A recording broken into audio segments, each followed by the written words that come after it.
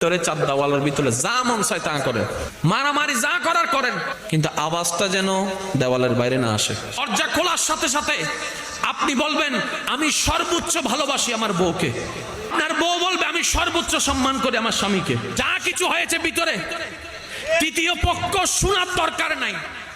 স্বামী স্ত্রীর ভিতরে কখনো তৃতীয় পক্ষকে সুযোগ দিবেন না, কারণ যত জামিলা সব তৃতীয় পক্ষের কারণে হয়। এই ভাইয়ের ঝগড়া আপনার এলাকায় আছে, দেখেন মামলা হয়েছে, মাঝখানে তৃতীয় পক্ষ আছে। বোনের চেহারা দেখে না, বোন ভাইয়ের চেহারা দেখে না, ভালো করে খেয়াল করেন, মাঝখানে তৃতীয় পক্ষ আছে। স্বামী স্ত্রীর মধ্যে ডিভোর্স এসেছে, মাঝখানে তৃতীয় পক্ষ।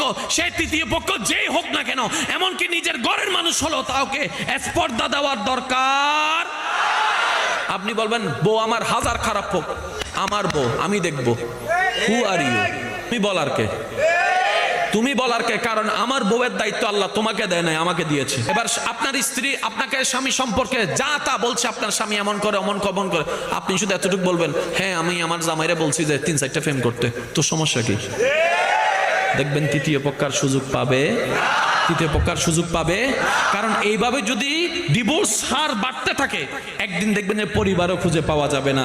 আপনি না হয় সুখের জন্য ডিভোর্স নিয়ে আলাদা হয়ে গেলেন, আপনারা না হয় আলাদা হয়ে গেলেন, ওই মাসুম ছোট বাচ্চাটা কি দোষ করলো যে মাকে হারাচ্ছে বাবার সাথে থেকে, বাবাকে হারাচ্ছে মার সাথে থেকে? সে তো কোনো অপরাধ করে নাই, ওই মাসুম বাচ্চা কেন শাস্তি পাবে? ইসলাম বলে এটা আমি সমর্থন করি না। একসাথে মিলে থাকো, রবের রহমতকে আশা করো। হুয়াল্লাযী আনজালা সাকিনাতা ফি কুলুবিল মুমিনিন, রবের রহমতকে আশা করে মুমিন হয়ে যাও। ওই বাঙ্গাগর রব তোমাদের শান্তির ব্যবস্থা।